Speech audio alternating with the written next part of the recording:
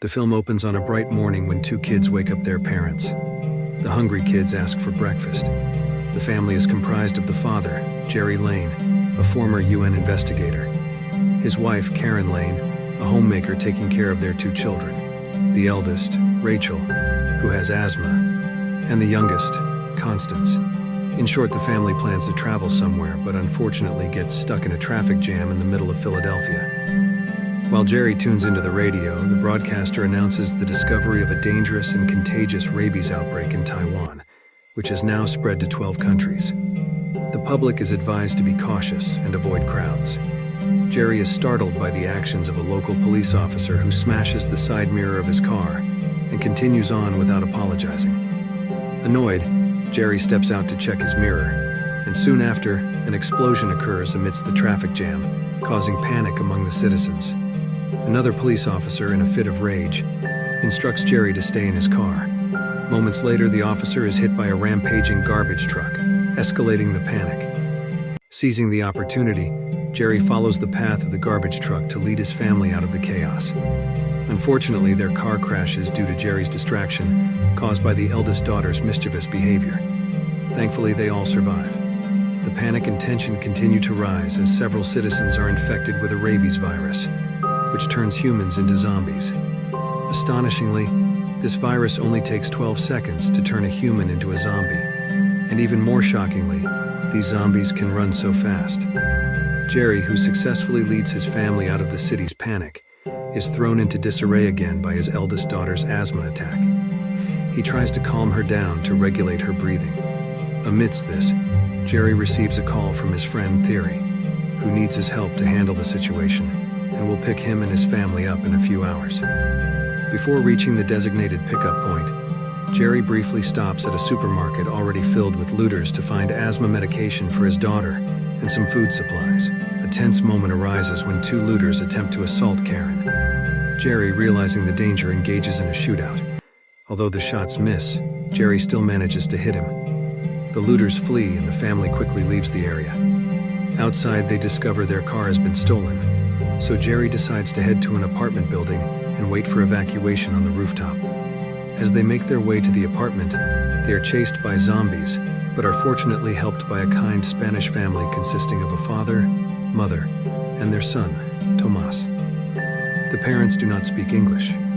Jerry tries to gather information through the radio and learns that the government is advising citizens to stay indoors and stockpile food for 1 to 2 weeks, as the virus has spread throughout the city. After a brief rest, Jerry prepares his gear and attempts to persuade Tomas's family to join them for helicopter evacuation. However, Tomas's parents, suffering from air sickness, refuse to leave and decide to stay in their home. After saying their goodbyes, Jerry and his family carefully make their way to the rooftop. At the emergency stairwell door, Jerry braces his family for what's ahead. As he opens the door, he's startled by a bald zombie. Thanks to Jerry's quick reflexes, the zombie is neutralized, and they rush to the rooftop while being pursued by other zombies attracted by the gunfire. At the exit door, Jerry is overwhelmed by a zombie, but is assisted by Thomas, and they manage to escape. In a moment of panic, Jerry nearly throws himself off the rooftop, fearing he might turn into a zombie after some of the zombie's blood gets into his mouth. Fortunately, he remains uninfected. Eventually, Jerry and his family, along with Tomas, because Tomas's parents have become zombies, are evacuated to a UN command ship in the Atlantic Ocean, far from land. On the ship, Jerry is greeted by his friend Theory. The ship is filled with people who have the potential to end the outbreak. Dr. Fastbach, a virologist, is seen passionately explaining his theory to those present. He is expected to find the cause of the outbreak and develop a vaccine to stop its spread.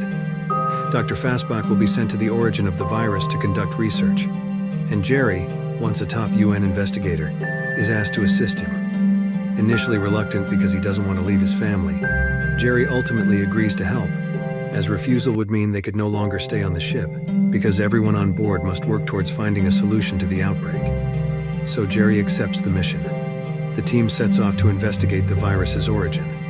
During the journey, Jerry gives Dr. Fastbach some guidance to ensure they don't lose their way.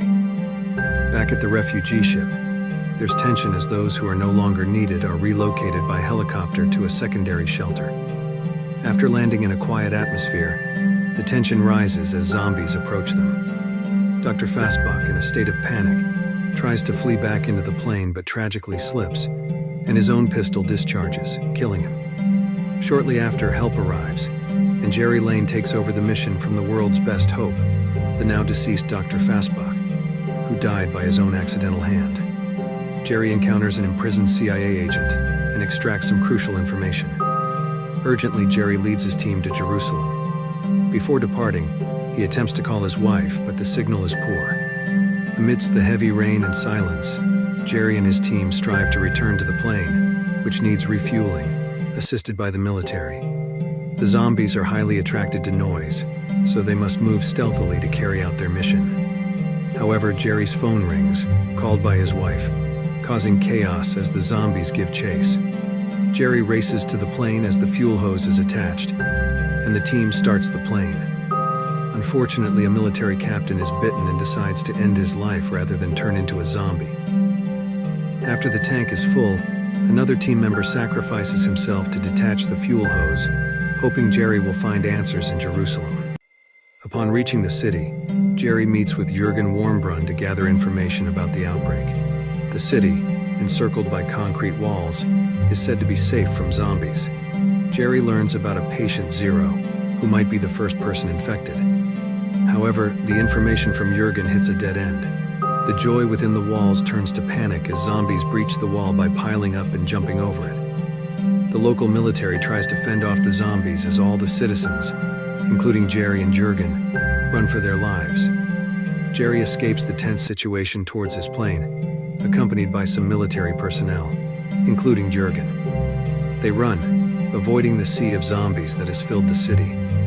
Jerry notices a bald child being ignored by the zombies, hinting that the zombies might be selective in their victims. When Jerry and the military feel safe, one last zombie attacks, biting a female soldier. Jerry quickly amputates her hand and counts down to see if she turns. And the woman is safe, not turning into a zombie. At the airport, many citizens try to flee the city by plane. Unfortunately, Jerry's plane has already taken off, leaving him behind.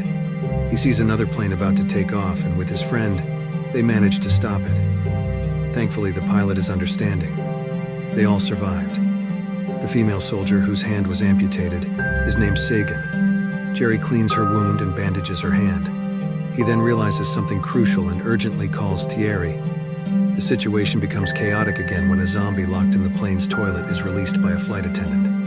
In the ensuing chaos, with no place to escape, Jerry cleverly spots a grenade on Sagan's belt and throws it into the crowd of zombies. The plane is breached, and zombies are ejected as the pilot is forced to make an emergency landing. After a smooth emergency landing, Jerry survives with a shard embedded in his abdomen, and Sagan is also safe. They cautiously make their way to the WHO research facility. Meanwhile, back on the command ship, Jerry's family is relocated because he is presumed dead from his mission, rendering them no longer of interest to the ship. Back to Jerry, who had only fainted. He is rescued by the people inside the research building, and his wounds are treated. Jerry shares all his theories with the researchers and scientists there, but they are skeptical without proof. Jerry needs a disease sample to prove his theory, but it's located in Wing B, which is filled with about 80 zombies. Reluctantly, Jerry embarks on a suicide mission to retrieve the samples needed to validate his theory, hoping that once proven, the scientists can find the correct vaccine. Equipped for battle again, Jerry, accompanied by Sagan and a bearded man, silently enters Wing B. They stealthily move through rooms and corridors, avoiding zombies until they almost reach the sample room. The bearded man nudged the metal box with a crowbar, attracting a zombie. Plus, Sagan fires a shot, and more zombies give chase. Sagan and the bearded man are forced to retreat to the rendezvous point, leaving Jerry alone. Jerry finds the room, takes several samples, but faces a zombie right outside the door. Trapped, he injects himself with a sample, not knowing which is safe. Taking a chance, he injects himself with a chosen sample, and, after waiting, exits the room. His theory proves correct. The sick are ignored by zombies. Jerry then calmly creates a distraction and returns to the rendezvous point. After enduring tensions across various countries, losing friends during the mission, and even being considered dead, Jerry provides a glimmer of hope with his proven theory. The scientists create an effective vaccine, which is distributed to all the surviving population. In the end, Jerry reunites with his family, embracing them tightly, including Tomas, the boy from the Spanish family who helped him earlier. And the film ends. If you like this video, don't forget to subscribe. Because by subscribing, you have supported me to make better videos. See you in the next video.